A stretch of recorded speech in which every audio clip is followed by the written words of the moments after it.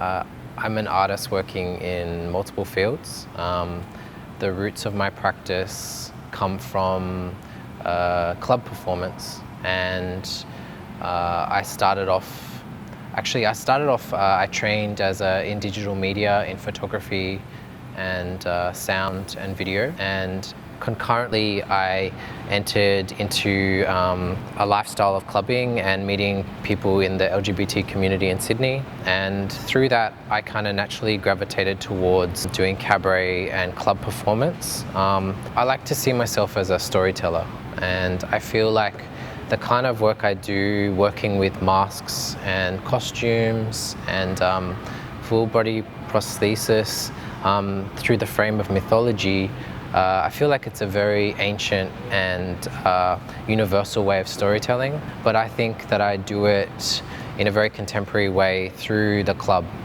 And I feel like the club is a very democratic space that's very accessible to community, well, mostly.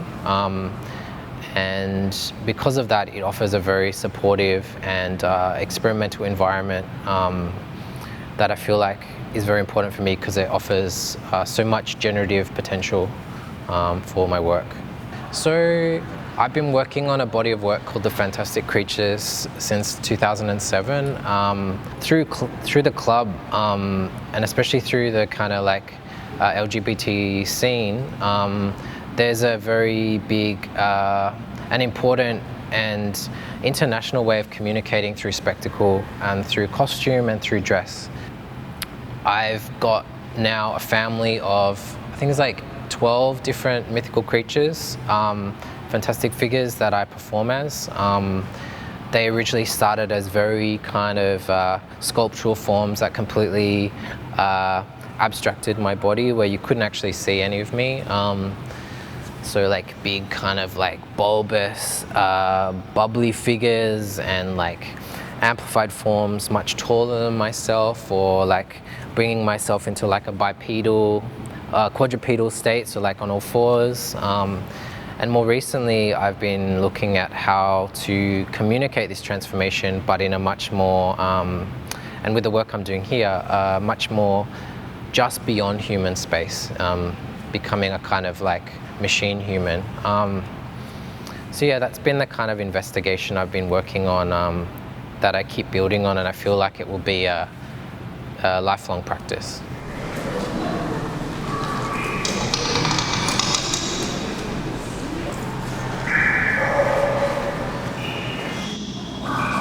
We either choose to obey the programs or defy them. A cold front producing severe weather, called glitching. A self-heating system. Potential for new fascist leadership. So for my performance at Macan, the museum, I'm performing a figure called Carrion. Carrion is a kind of post-human figure.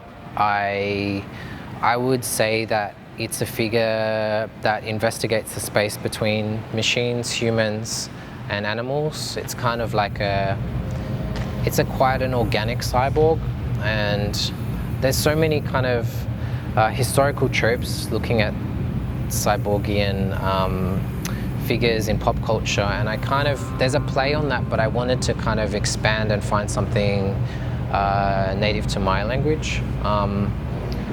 In terms of like content and ideas, Carrion kind of is very much born from the Anthropocene and the capitalist scene, and is a reflection on our time. He's a kind of trickster figure that lives in the margins, like the clown, which is a figure that I've always been interested in. And there's a lot of text in the work as well. I kind of like science fictive, reflecting on white supremacy and lots of big ideas in a very kind of poetic way. I don't know, it's always that space between like what you want to communicate and what actually gets read, but I'm attempting to communicate these ideas through that form.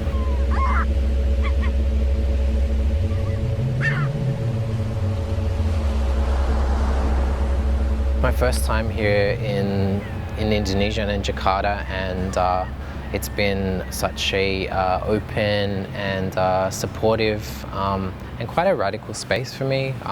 It feels very familiar, and I think there's I know it's just like a new connection for me, but like from my familiar roots in the Philippines, I think there's there's diasporic connections through myth and like ancestral lines that make it feel like home in a way.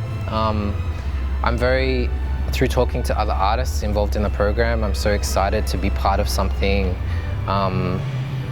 of the Asia Pacific region that speaks to very contemporary ideas, but stuff that's also part of a much longer lineage, especially through other senior artists, and to be part of a really great and critical dialogue's been very humbling for me. Yeah, so I'm very thankful to be here.